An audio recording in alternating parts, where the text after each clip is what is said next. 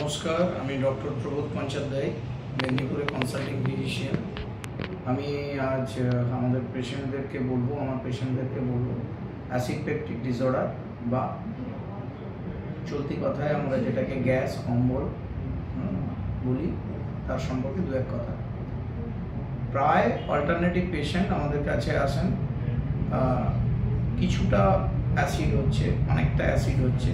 Acid থাকবেই, যে রোগেরই রুগী হন না কেন, সব সিস্টেমের সাথে অ্যাসিডটা কমনভাবে আমরা পাচ্ছি। তো কি এই অ্যাসিড?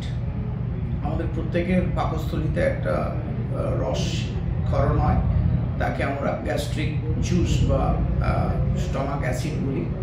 সেই অ্যাসিড যখন মাত্রাতিরিক্তভাবে আমাদেরকে বিব্রত করে, ঢেকুর ওঠা, টক ভাব হওয়া, পেট ফেঁপে থাকা, খাওয়ার পরে হজম না হওয়া, আইঢাই করা, পেটের উপরের ভাগ ছাতির ঠিক মাঝ বরাবর একটা ব্যথা হতে থাকা, এগুলো হচ্ছে কমন সিমটমস অ্যাসিডের। তো এই সিমটম যদি কারোর থাকে তাহলে তাকে কি করা উচিত? প্রথম কথা, খেয়ে দিয়ে খাওয়ার পরেই ভরপেট ফুল স্টমাকে শুয়ে পড়া উচিত নয়। ফুল স্টমাক খাওয়ার পরে কিছুক্ষণ বসে থাকা উচিত, আধ ঘন্টা 1 ঘন্টা পরে ঘুমোবেন। অয়েলি ফুড অ্যাভয়েড করবেন, বেশি অয়েলি ফুড, রিচ রান্না, ফাস্ট ফুড, ফ্রাইড ফুড, ভাজাভুজি জিনিস এগুলো কম খাবেন। চেষ্টা করবেন মিল্ক, দুধ চা, আজকাল ঘরে ঘরে সবাই অনেক করে খায়, দুধ চাটা অ্যাভয়েড করবেন। লিকার চা খাওয়া ভালো।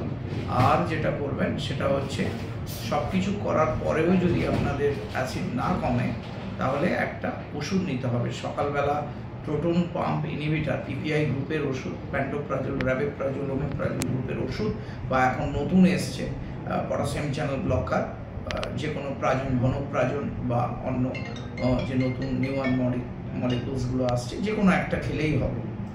সেটা খাওয়ার পরেও অনেকের অ্যাসিডের ইমপ্রুভমেন্ট হয় না। সেক্ষেত্রে আমরা বলি lifestyle modification plus medicine plus liquid antacid. এখনকার দিনে অ্যালজিনেট কন্টেনিং একটা লিকুইড অ্যান্টাসিড আসছে, সেগুলো আমরা বলতে পারি ভরা পেটে খান। আপনারা খাওয়ার পরে 2 চামচ করে যদি ওই অ্যালজিনেট কন্টেনিং অ্যান্টাসিড খান, তাহলে সেটা খাবারটাকে ঊর্ধ্বগামী হওয়া থেকে অনেকটা প্রতিহত করবে এবং সিমটোমেটিক্যালি অনেকটা বেটার হবে। আর সব থেকে বড় কথা, রিল্যাক্স থাকা, যোগা, মেডিটেশন, মেন্টাল চাপ বেশি না নেওয়া। যারা আজকালকার দিনে দেখা যাচ্ছে অ্যাংজাইটি, স্ট্রেস, ঘরে ঘরে প্রত্যেকে তার কর্মক্ষেত্রে, সাংসারিক ক্ষেত্রে একটা মানসিক চাপের সম্মুখীন। এই ব্রেন গাট অ্যাক্সিসের জন্য, বেশি অ্যাংজাইটির জন্য অ্যাসিডটাও বেশি হচ্ছে। So stay relaxed, do yoga, relaxation therapy অনেকটা ইম্পর্টেন্ট।